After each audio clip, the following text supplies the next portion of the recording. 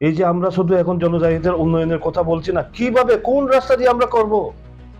যারা খ্রিস্টান ধর্মাবলম্বী আছে না, যীশু খ্রিস্ট তো তাদের একটা মানব জাতির মুক্তির রাস্তাটা দেখিয়েছেন না। যারা যারা হিন্দু ধর্মের অবতার, হিন্দু ধর্মের মতবাদ দিয়ে দেখেছেন, বুদ্ধিস্ট যারা বুদ্ধিস্ট মতবাদ, রাস্তা তো দেখিয়েছেন মানব জাতির মুক্তির রাস্তাটা কিভাবে হবে। এখন একজন প্রকৃত নেতা যদি হয়, আমি যদি জনজাতি নেতা হয় যারা দাবি করে, তাহলে তো রাস্তাটা দেখাতে হবে কোন রাস্তা দিয়ে আমাদের মুক্তি হবে। সেটা হচ্ছে কি গণতান্ত্রিক পদ্ধতিতে। খুব একবার ত্রিপুরা লাইন, একবার গ্রেটার ত্রিপুরা লাইন হবে না, সঠিক বাস্তব আমাদের চিন্তা ভাবনা করে দেখেই জনজাতিদের মুক্তির পথটা আমরা নির্ণয় করতে হবে। এটা আমি আশাবাদী যে এত কিছু ব্যাকগ্রাউন্ড বলছি আমি, এরপরে এই যে আপনার 25 শিডিউল অ্যামেন্ডমেন্ট যেটা, এখানের সাথে আরও কিছু অন্তর্ভুক্ত করার জন্য এটাও চেষ্টা চলছে। আমি এখন বলবো না, কারণ একটা জিনিস আমি কোনো কাজ ফাইনাল না হওয়া পর্যন্ত বলতে চাই না, এবং এখানে আরও কিছু এখানে ইনক্লুড করার জন্য এখানে চেষ্টা চলছে, এইটুকু বলবো। কারণ আমার তো শুধু এখানে না, ত্রিপুরা না, নর্থ ইস্টে 10টা 6 শিডিউল রয়েছে। আসাম, মিজোরাম, মেঘালয় এবং ত্রিপুরা 10টা অটোনমাস ডিস্ট্রিক্ট কাউন্সিল রয়েছে। 10টা ডিস্ট্রিক্ট কাউন্সিল নিয়ে আমাদের সম্পর্ক, একা একা লাফালাফি করলে কিচ্ছু হবে না তো। আমার 10টা ডিস্ট্রিক্ট কাউন্সিল নিয়ে যৌথভাবে আমাদের কি করা দরকার, চিন্তা ভাবনা আমাদের করতে হবে। সেটা আমরা এখন থেকে নয়, অনেক আগ থেকে আমাদের সে প্রক্রিয়াটা চলবে, এইটুকু বলবো, আর বিস্তারিত যাব না। টিটিসি, টেরিটোরিয়াল কাউন্সিল যেটা না, কাজে টেরিটোরিয়াল কাউন্সিল, আমি আপনাদের কিছু বলতে চাই এই ব্যাপারে। এডিসির প্রসঙ্গ, এটা হচ্ছে 125 6 শিডিউল অ্যামেন্ডমেন্ট বিল 2019। সেটা কি করে আসলো? এখন তো আমরা বলছি যে এই কেন্দ্রীয় সরকার এটার ব্যাপারে যখন একটা কার্যকরী পদক্ষেপ নেওয়ার চেষ্টায় আছে, বহু রাজনৈতিক দল সেটাকে নিয়ে রাজনীতি করারও চেষ্টা করছে। কিন্তু এখন আপনাদের মাধ্যমে আমি জানাতে চাই, বিশেষ করে আমাদের জনজাতি যুবক ভাইদের কাছে, জনজাতি যুবক ভাইরা তো জানে না যে 6 শিডিউল কীভাবে হয়েছে। এটা তো মোটামুটি এটা আছে তার ইতিহাস।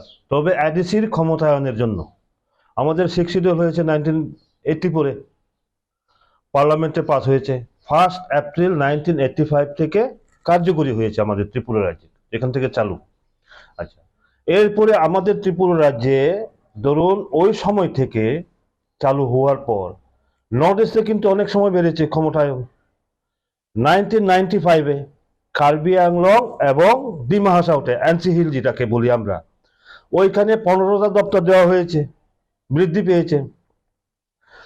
2003 কার্বি আংলংয়ে, ওইখানে ক্ষমতা বৃদ্ধি হয়েছে, ঠিক না, 2003-এ।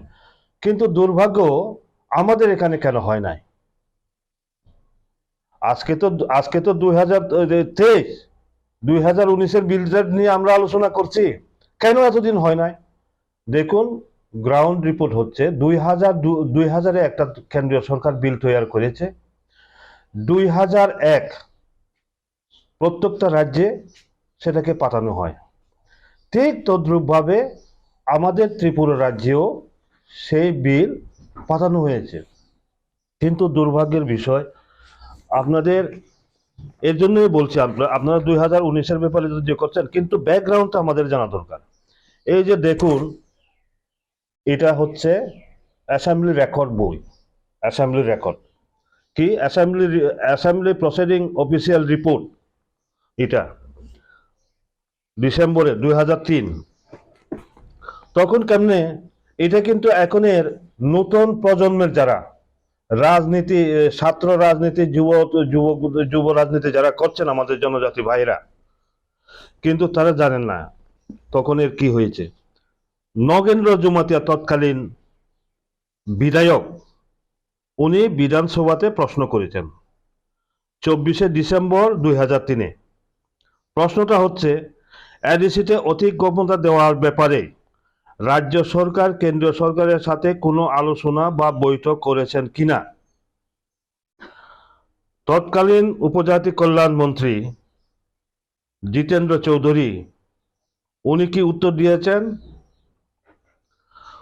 ও ভারত সরকারের গৃহমন্ত্রক 14/3/2001 ইংরেজি তারিখে সুনির্দিষ্ট কয়েকটি বিষয়ে রাজ্য সরকারের মতামত চেয়ে পাঠিয়েছেন। The six schedule to the constitution amendment draft bill 2001 রাজ্য সরকারের নিকট পাঠিয়েছেন। বর্তমানে ইহা রাজ্য সরকারের নিকট পরীক্ষা নিরীক্ষার পর্যায়ে আছে। পরীক্ষা নিরীক্ষার মধ্যে পাঠিয়েছেন কবে, তাই নিয়ে উত্তর দিচ্ছেন। পবিত্র বিধানসভাতে একজন বিধায়কের প্রশ্নের উত্তরে দিচ্ছেন 14/3/2001 কেন্দ্রীয় সরকার রাজ্যকে পাঠিয়েছে ড্রাফট বিল, আর উত্তর দিচ্ছেন 24শে ডিসেম্বর 2023-এ। কোন পর্যায়ে আছে? পরীক্ষা নিরীক্ষার মধ্যে আছে, 2 বছর 9 মাস উপরে। কাজেই ওইখান থেকে জিতেন বাবু, বর্তমান যিনি সিপিএম এর রাজ্য সম্পাদক, ওনার যে মানসিকতা ওইখান থেকে প্রমাণিত। এরপরে আর এখানে কোনো জনে ওই বিলটা পাঠানোই হয় নাই, দিল্লিতে কোনো প্রস্তাব পাঠানো হয় না। এরপরে দেখুন, আমি এই কারণেই এগুলো বলা দরকার। এখন জনজাতি যুবক ভাইয়েরা তখন কোন মন্ত্রীদের দায়িত্ব আছেন? জিতেন চৌধুরী জনজাতি কল্যাণ মন্ত্রী, উপজাতি কল্যাণ মন্ত্রী। উপজাতি কল্যাণ মন্ত্রী তো নোডাল ডিপার্টমেন্ট না এডিসির ব্যাপারে, ওই দায়িত্ব নিয়েই উনি তখন উত্তরটা দিচ্ছেন। এরপরে দেখুন, এরপরে আবার ওই যে 2001-এ যে বিলটা, এটা সংশোধনী হয়ে 2012-তে আরো একটা বিল এসেছে। এখন সবাই কিন্তু 125 করছে, কিন্তু এই যে প্রক্রিয়াগুলো যে এতদিন পর্যন্ত চলছে, 2012-তে একটা বিল এসেছে। ওই বিলের উত্তরও প্রায় 1.5 বছরের মাথায় বামপন্থী বন্ধুরা, তখন বামপন্থী সরকার ছিল, ওনারা দিয়েছেন। 15 জুলাই 2013-তে দিল্লিতে পাঠিয়েছেন ড্রাফট বিলে। এখন দেখুন মানসিকতা যাকে বলে, এখন যে সবাই বলছে না, জিতেন বাবুতেও বলতে শুনছি যে 125 শিডিউল বিল অনুমোদন দাও, কিন্তু ওনাদের সময় কি করেছেন, ওনাদের সময়ে এখানে নাম পরিবর্তনের ব্যাপারে, যে Tripura tribal areas autonomous district council, এই ডিস্ট্রিক্ট কাউন্সিল নাম থাকে পরিবর্তনের ওনার বিরোধিতা করেছেন। এই যে দেখুন, যেমন এখানে আছে Dima Hasao autonomous territorial council, Karbi Anglong autonomous territorial council. এই টেরিটোরিয়াল কাউন্সিলটা হবে কিনা ওনারা কি করেছেন, তার বিরোধিতা করেছেন। অথচ সেই সময়ে এডিসির চিফ এক্সিকিউটিভ মেম্বার ছিলেন রঞ্জিত দেববর্মা। এডিসিরও ভিউজ চাওয়া হয়েছে, মতামত চাওয়া হয়েছে। উনি রঞ্জিত বাবু এমন সুন্দরভাবে দিয়েছেন যে ত্রিপুরা রাজ্যের 8টা প্রশাসনিক জেলার সমস্ত জেলার কিছু কিছু পার্ট নিয়ে Tripura tribal areas autonomous district council. কাজে এটাই যুক্তিযুক্ত যে এটা টেরিটোরিয়াল কাউন্সিল হওয়া উচিত। আর সেই সময়ে জনজাতি কল্যাণ মন্ত্রী ট্রাইবাল অ্যাফেয়ার্স মিনিস্টার ছিলেন কে? অঘুরবাবু অর্থাৎ মানিক সরকার, তারা বিরোধিতা করেছেন। তারা বলছেন কি, তারা লিখেছেন নট রিলেটেড ইন ত্রিপুরা, তারা লিখেছেন। রঞ্জিত বাবু কিন্তু যুক্তি সহকারে উনি মতামত দিয়েছেন। এরপরে দেখুন, আবার 2015 আবার একটা ড্রাফট বিল এসেছে 2015-তে ড্রাফট বিল। এগুলা আপনারা যারা মিডিয়া আছেন আমি আপনাদেরকে দেব। কারণ নেতারা তো অনেক সময় অনেক কিছু কয়। আমার কাছে আমি রেকর্ড যদি আমার কাছে না থাকে আমি কথা বলি না। সমস্ত রেকর্ড এগুলা দেখুন না, সমস্ত রেকর্ড, অল রেকর্ড, সই করা। কি R K Barma, deputy secretary tribal welfare, 6 April 2017, এটা কেন্দ্রের মধ্যে পাঠানো হয়েছে। এই বিলটা 21 এপ্রিল 2015-তে 2015-তে আসে। 21 এপ্রিল 2015-তে সেন্ট্রাল গভর্নমেন্ট, সেন্ট্রাল যে হোম মিনিস্ট্রি আছে না, হোম মিনিস্ট্রি প্রত্যেকটা রাজ্যে পাঠিয়েছেন যেখানে 6 শিডিউল আছে। এখন দেখুন তারা পাঠিয়েছে কবে, উত্তরটা দিয়েছে 6 এপ্রিল 2017। তাহলে কত হইল? প্রায় 2 বছর। 2 বছরের মাথায় পাঠিয়েছেন। দেখুন এখানে এখানে দেখা যায় যে কার্বি আংলংয়ে 50টা আসন হবে, ডিমা হাসাওতে 40টা আসন হবে, ত্রিপুরাতে কয়টা আসন হবে? Not related in Tripura. দেখুন আপনারা, not related in Tripura 2011 census মোতাবেক কার্বি আংলংয়ের জনসংখ্যা 9,65,000, আমাদের জনসংখ্যা 12 লাখের উপরে। Not related in Tripura, seat বাড়ানো যাবে না। আমাদের এখানে 19টা সম্প্রদায়, এখন বর্তমানে প্রায় 29টা সাপ্তাহিক বলছে নট রিলেটেড ত্রিপুরা। তারা চিন্তাই করে না ত্রিপুরার এডিসি এরিয়ার যে প্রবলেমগুলো, এটা তারা জানেই না। এরপরে দেখুন এই যে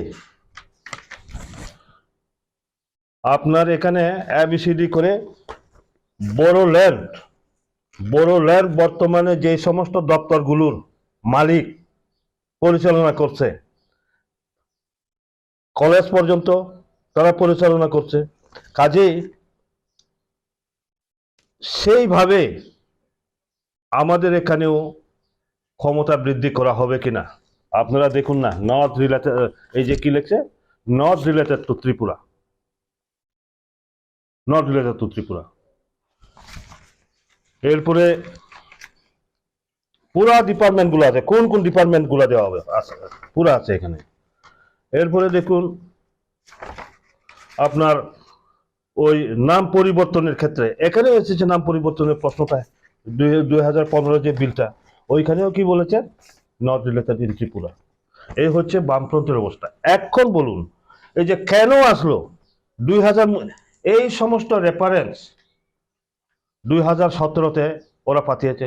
2018 আমরা যখন বিধানসভা নির্বাচনে বিজেপি আইপিএফটি ক্ষমতা আসার পরে তখন আমরা চিন্তা করছি এই যে ক্ষমতা বৃদ্ধির কারণ additional power not related in Tripura, আসন বৃদ্ধি not related in Tripura, district কাউন্সিলের পরিবর্তে টেরিটোরিয়াল কাউন্সিলের প্রস্তাব নট রিলেটেড ত্রিপুরা। এই বিল আমরা কিভাবে সমর্থন করি? তখন আমরা জনজাতি মোর্চার পক্ষ থেকে দিল্লিতে গিয়ে আমরা যোগাযোগ করেছি যে দেখুন হোম মিনিস্টারের সাথে আমরা বলছি এই যে সবটাই তো নট রিলেটেড, ত্রিপুরার লোকের সম্পর্ক নাই, তো এই বিলটা আমরা কিভাবে মেনে নেব? অথচ এখানে আপনাদের এখানে সমস্ত রিপোর্ট এসে গেছে, এখন এটা আপনারা পাস করতেন। তখন ওনারা বললেন তাহলে পুনরায় আমরা একটা তৈরি করি। ওই পুনরায় তৈরি করতে গিয়ে 2019-এ 125 6 শিডিউল অ্যামেন্ডমেন্ট বিল এইটা আছে। আপনারা জিজ্ঞান না যে সমস্ত নেতারা আছে 125 6 শিডিউল অ্যামেন্ডমেন্ট বিল 2019 কিভাবে আসলো? সমস্ত এই রেফারেন্সের উপর আসলো। এখন যে বললাম 2000 থেকে 2017 অবধি কিভাবে অবহেলা করা হয়েছে, কাজে ওই তখনই গিয়ে বিলটা আসে। বিলটা আসার পরে এরপরে দেখুন আরো খুব দুঃখের ব্যাপার, আমরা ক্ষমতায় এসেছি। ক্ষমতায় আসার পরে কি করেছে, আমরা দিল্লিতে যখন যোগাযোগ করি তখন ওনারা 2019-এ ড্রাফট বিলটা করেছেন। ড্রাফট বিলটা করার পরে আমাদের জনজাতি কল্যাণ দপ্তর ট্রাইবাল অ্যাফেয়ার্স মিনিস্টার কে ছিলেন স্টেটে মেবার কুমার জমাতে 2018-তে সরকার আসার পরে আইপিএফটি দলের উনি জেনারেল সেক্রেটারি এবং মিনিস্টারও। মোট এখানে কয়টা মিটিং হয়েছে? 1 2 2 3 4 5টা মিটিং হয়েছে। এই যে আপনার এখানে এই যে হোম মিনিস্ট্রির যেটা কমিটি আছে, সেই কমিটির মিটিং 5টা মিটিং হয়েছে। প্রথম মিটিংটা হয়েছে 30শে সেপ্টেম্বর 2019, সেকেন্ড মিটিংটা 10ই অক্টোবর 2019। এই দুটো মিটিংয়ের খবর আমাদের জানা ছিল না। কেন? বিষয়টা কি ব্যাপার? জানা ছিল না। Nodal department tribal welfare department, minister Mevar Kumar Jamatia, জানি না উনি কেন জানেন নাই। হঠাৎ তৃতীয় মিটিং 30শে অক্টোবর 2019, তৃতীয় মিটিং হবে 30শে অক্টোবর 2019। ঠিক 27 অক্টোবর রাত্রেবেলা মিজোরামের মারা অটোনোমাস ডিস্ট্রিক্ট কাউন্সিলের থেকে আমাকে ফোন করা হয়। বলে আপনাদের উপর তো অনেক আশা ভরসা, রাজ্যেও আপনাদের বিজেপি সরকার, কেন্দ্রে বিজেপি সরকার, আমরা তো নতুন বিজেপি এসেছি। কারণ ওইখানে আগে কংগ্রেসের নেতৃত্বে মারা অটোনোমাস ডিস্ট্রিক্ট কাউন্সিল, কিন্তু তখনকার সময়ে তারা পদত্যাগ করে সবাই বিজেপি হয়েছে, বিজেপিতে সামিল হয়েছে, শিব একজুটি মেম্বার সহ দিল্লিতে। এরপরেই মেবার জানে না। এর জন্য বলছি যে আমরা যে শুধু ত্রিপ্রাসা জনজাতি কয়, কিন্তু শেয়ারে বসার পরে আমি যদি অ্যাক্টিভ হই, আমার অফিসার কেন সচেতন থাকবে না? আমি যদি মিনিস্টার হয়, আমার দপ্তর কেন সচেতন থাকবে না আমার জনজাতিদের জন্য? উনি দিল্লিতে যান, উনি কেন জানেন না? মিটিং হবে, দুটো মিটিং গেছে। কিসের উপর মিটিং? আমার ত্রিপুরা থেকে বিজেপি আইপিএফটি সরকার কিসের উপর পরিচিত করছে? এই 2017 নট রিলেটেড ইন ত্রিপুরা ওই পেপার নিয়ে অ্যাটেন্ড করেছেন পার্লামেন্ট হাউসে, দিল্লির পার্লামেন্ট হাউসে। এরপরে আমরা তখন সাথে 28 অক্টোবর রাত্রেবেলা তৎকালীন উপমুখ্যমন্ত্রী জিষ্ণু দেববর্মা মহোদয়ের কোয়ার্টারে রামপদ জমাতিয়া এমএলএ এবং এমপি রেবতী ত্রিপুরা এবং আমরা তখন আলোচনায় বসি। আলোচনায় বসার পর জিষ্ণুবাবু বললেন রামপদ আর বিমল দিল্লি যাও। তখন 29 তারিখ সকালের ফ্লাইটে আমরা দিল্লিতে যাই। 29 তারিখ রাত্রেবেলাই তখন আমরা আনন্দ শর্মাজি যিনি চেয়ারম্যান, ওনার সাথে আমরা দেখা করি। দেখা করার পরে আমাদের বক্তব্য ছিল যে স্যার, আমাদের ত্রিপুরাতে তো সবারই দরকার, যারা এনজিওতে আছেন, বিভিন্ন সামাজিক সংগঠনে আছেন, একটা জিনিস মনে রাখবেন, শেখ শিডিউলটা হচ্ছে সমাজের যারা কার্যকর্তা, যারা সমাজপতি আছেন, তাদের টাকা খুবই বাঞ্ছনীয়। কাজে আমরা বললাম তাদের তো আসতে হয়, দিল্লি তো আসা বহুদূর, আপনি যদি গুয়াহাটিতে করেন তাহলে খুব ভালো হয়। উনি আমাদের প্রস্তাব মোতাবেক আনন্দ শর্মাজি, গুয়াহাটিতে আমাদের মিটিং হয়েছে 2020-তে। প্রথম মিটিংটা উনি বললেন একটা দুটো মিটিং হবে, মেঘালয়ের 3টা ডিস্ট্রিক্ট কাউন্সিল নিয়ে আমরা শিলংয়ে একটা করব। ওটা হয়েছে 18 জানুয়ারি 2020 শিলংয়ের মিটিংটা। আর আমাদের আসাম এবং ত্রিপুরা নিয়ে, মিজোরাম নিয়ে, আসাম ত্রিপুরা নিয়ে আমাদের মিটিংটা হয়েছে যেটা গুয়াহাটিতে। ওই গুয়াহাটি মিটিংয়ে 20 তারিখে আমরা তখন ওইখানে প্রস্তাব দিই। এখানে দেখবেন রিপোর্টেও আছে, সমস্ত রিপোর্টে আছে। এখন কথা হচ্ছে, অনেকেই তো বললেন এর জন্য আপনাদেরকে পুরা ইতিহাসটা, এখন আমাদের এই ব্যাকগ্রাউন্ডটা জানা দরকার। আপনাদের এই চ্যানেলের মাধ্যমে আমি বিশেষ করে আমার জনজাতির ছাত্র যুবক ভাইদের কাছে আবেদন রাখব, আমরা আবেগ এবং ইমোশনের মাধ্যমে হই হুল্লা করি, কিন্তু একটা জিনিস সবচেয়ে আমাদের প্রয়োজন, পেপারস আমাদের দেখা দরকার। পেপার যদি আমরা না দেখি তাহলে আমরা কোনোদিন অগ্রসর হতে পারবো না, জাতিকে উদ্ধার করতে পারবো না। আমার এখনো মনে আছে শ্যামাচরণ ত্রিপুরা, একদম প্রতিষ্ঠিত নেতৃত্ব, শ্যামাদা যেভাবে পড়াশোনা করতেন জনজাতিদের অধিকারের জন্য, উইদাউট আপনার কাছে কোনো রিপোর্ট ছাড়া আপনি কিভাবে করবেন? এই যে আমরা শুধু এখন জনজাতিদের উন্নয়নের কথা বলছি না, কিভাবে কোন রাস্তা দিয়ে আমরা করব? যারা খ্রিস্টান ধর্মাবলম্বী আছে না, যীশু খ্রিস্ট তো তাদের একটা মানব জাতির মুক্তির রাস্তাটা দেখিয়েছেন না? যারা যারা হিন্দু ধর্মের অবতার, হিন্দু ধর্মের মতবাদ দিয়ে দেখেছেন, বুদ্ধিস্ট যারা বুদ্ধিস্ট মতবাদ, রাস্তা তো দেখিয়েছেন মানব জাতির মুক্তির রাস্তাটা কিভাবে হবে। এখন একজন প্রকৃত নেতা যদি হয়, আমি যদি জনজাতি নেতা হয় যারা দাবি করে, তাহলে তো রাস্তাটা দেখাতে হবে কোন রাস্তা দিয়ে আমাদের মুক্তি হবে। সেটা হচ্ছে কি গণতান্ত্রিক পদ্ধতিতে। একবার ত্রিপুরা লাইন, একবার গ্রেটার ত্রিপুরা লাইন হবে না, সঠিক বাস্তব আমাদের চিন্তা ভাবনা করে দেখেই জনজাতিদের মুক্তির পথটা আমরা নির্ণয় করতে হবে। এটা আমি আশাবাদী যে এত কিছু ব্যাকগ্রাউন্ড বলছি আমি, এরপরে এই যে আপনার 25 শিডিউল অ্যামেন্ডমেন্ট যেটা, এখানের সাথে আরো কিছু অন্তর্ভুক্ত করার জন্য এটাও চেষ্টা চলছে। আমি এখন বলবো না, কারণ একটা জিনিস, আমি কোনো কাজ ফাইনাল না হওয়া পর্যন্ত বলতে চাই না, এবং এখানে আরো কিছু এখানে ইনক্লুড করার জন্য এখানে চেষ্টা চলছে, এইটুকু বলবো। কারণ আমার তো শুধু এখানে না, ত্রিপুরা না, নর্থ ইস্টে 10টা 6 শিডিউল রয়েছে। আসাম, মিজোরাম, মেঘালয় এবং ত্রিপুরা 10টা অটোনমাস ডিস্ট্রিক্ট কাউন্সিল রয়েছে।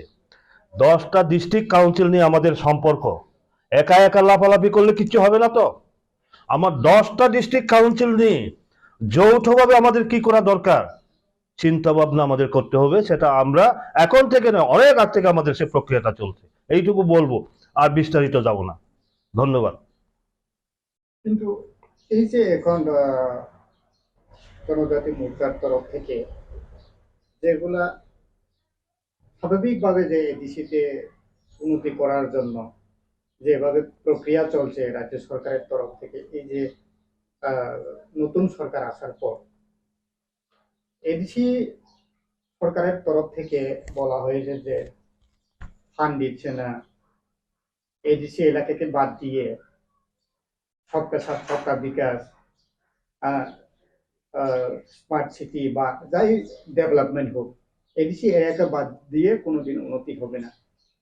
মানে সচরাচর মথার তরফ থেকে এই সুর, মানে এই বক্তব্য পাবলিকের সামনে দিয়ে থাকেন। এই প্রসঙ্গে আপনার কি মন্তব্য? শুনেন, খুব সুন্দর প্রশ্নটা করেছেন। ওই অ্যাডিসিতেও সিপিএম, রাজ্যেও সিপিএম। অ্যাডিসির থেকে যেমন অ্যাডিসির বাইরে নগর পঞ্চায়েত, পৌরসভা, পৌর নিগম, 3টা স্তরে আছে না।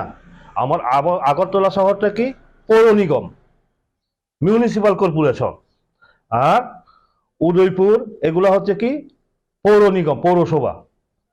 এরপরে ওই যে ওই রানীর বাজার টানির বাজার ছোট ছোট যেগুলো আছে শহর, এগুলা হচ্ছে নগর পঞ্চায়েত। ঠিক তদ্রুপ অ্যাডিসিতে যেমন আছে দুটো প্রক্রিয়া, একটা হচ্ছে ভিলেজ লেভেলে ভিলেজ কমিটি বা ভিলেজ কাউন্সিল, শহর এলাকাতে টাউন কমিটি। সিপিএম এর আমলে অ্যাডিসির থেকে টাউন কমিটির বিল করে রাজ্যে পাঠানো হয়েছে, কিন্তু সিপিএম ওইখান থেকেও সিপিএম নেতৃত্বাধীন, এখানেও সিপিএম, ওরা পাস করে নাই। আমরা যখন বিজেপি আইপিএফটি সরকার আসার পরে 2018-তে আমরা সেটা অনুমোদন দিয়েছি, আমাদের সরকার আমাদের মন্ত্রিসভা সেটা অনুমোদন দিয়েছে। অনুমোদন দেওয়ার পরে যখন আমরা এমডিসি হয়, মোটা ক্ষমতা আছে আমরা তখন এমডিসি, তো আমি অধিবেশনে তুলছি যে এডিসি এলাকাতে টাউন কমিটি গঠন করা হবে কিনা। চিফ এক্সিকিউটিভ মেম্বার উনি উত্তর দিলেন, এডিসি এরিয়াতে যদি টাউন কমিটি হয়, শহর হয়, ট্যাক্স বসবে, অমুক বসবে, রেগার কাজ অমুক কাজ সম্পূর্ণ পাবে না সুযোগ সুবিধা। ওনার উত্তর, এর জন্য টাউন যদি না থাকে আপনি কেমনে স্মার্ট সিটির প্রশ্নটা আসবে? আগে তো আপনার করতে হবে, তো আইনটা তো আগে চালু করতে হবে, এরপরে না প্রশ্নটা আসবে। হ্যাঁ, তুমি এডিসির বাইরে যে করছো, আমাদের এখানে স্মার্ট সিটি বানাও, আগরতলাকে স্মার্ট সিটি করেছো, আমাদেরও স্মার্ট সিটি করো। আর বঞ্চনার কথা কত, 1 এপ্রিল 1985 যেটা আইনগতভাবে চালু হয়েছে, শিক্ষিত। এখন বলুন, এখন আপনাদেরকে বলতে হয়, এই যে আপনার এই কথা খুবই ভালো কথা,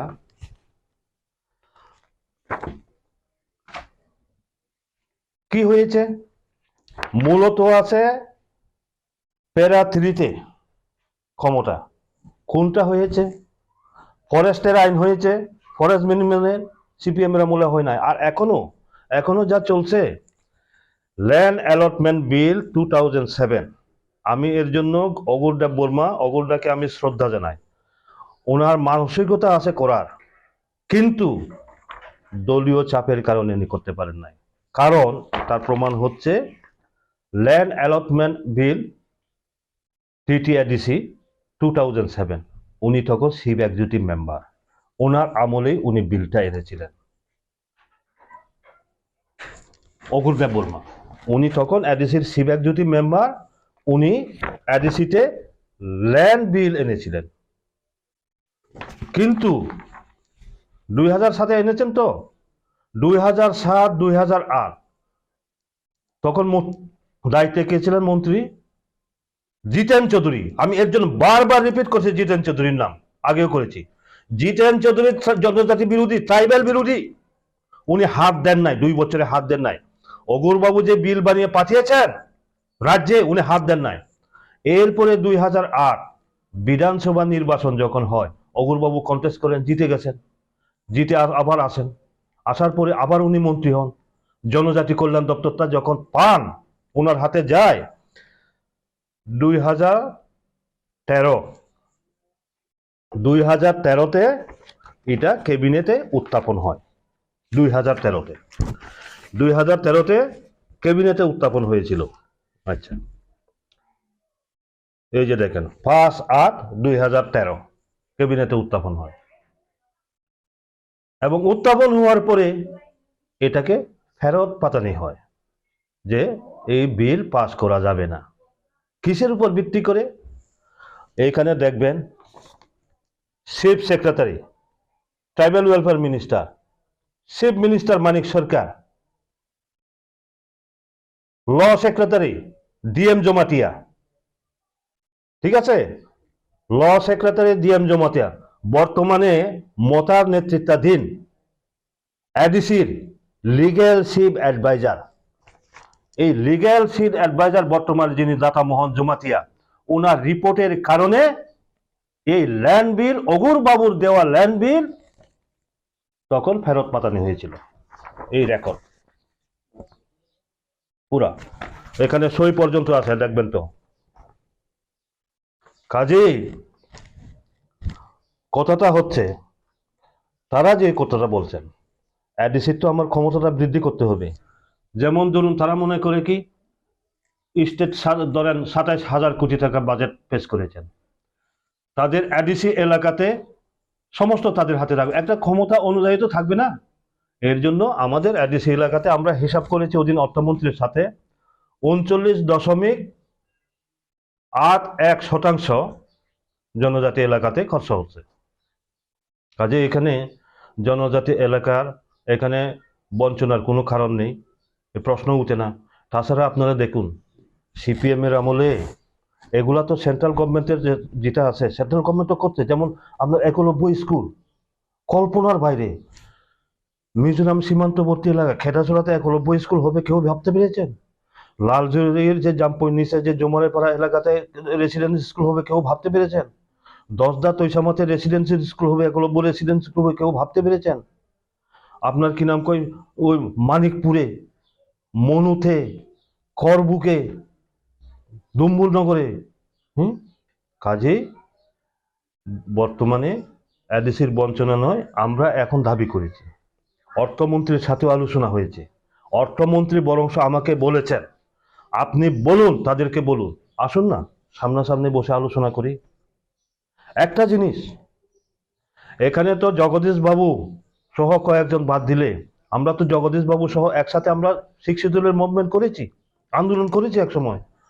কিন্তু দুঃখ হয়, আমি বারবার বলেছি যে আপনাদের যদি কোনো আমার সহযোগিতার প্রয়োজন হয় আমাকে বলবেন, কিন্তু বলেন নাই তো তারা। শুধু রাজনীতি করার জন্য আমি আপনাদের মাধ্যমে বলতে চাই, অনেক কিছু রাজনীতি হয়েছে জনজাতিদের জন্য। এখন বাস্তবিকভাবে কিভাবে ডেভেলপ করতে যায়, কিভাবে তাদের অধিকার দেওয়া যায়, এই চিন্তা করতে হবে। আমি এর জন্য মিডিয়ার সামনে খুব কম আসি, মিডিয়ার সামনে আমি আসতে চাই না। আপনারা এসেছেন, ধন্যবাদ বলছি। আমি কিন্তু সব সময়, আমি কিন্তু একদিকে অনেক বছর পর্যন্ত আমি মিডিয়া ছেলেও ছিলাম, বিজেপির মিডিয়া ছেলে স্পোক পার্সন হিসেবে ছিলাম, কিন্তু আমি রিপোর্টগুলো অন্যদেরকে দিয়ে আমি নিজে বলি না, কারণ এগুলা আমি এই কাগজপত্র নিয়ে ঘাটাঘাটি কিভাবে হবে, খাস করা দিয়ে কথা। প্রচারের আলো আসাটা বড় কথা নয়, ভালো কাজ করতে গেলে প্রচারের আলোয় আসতে হয় না। ধন্যবাদ।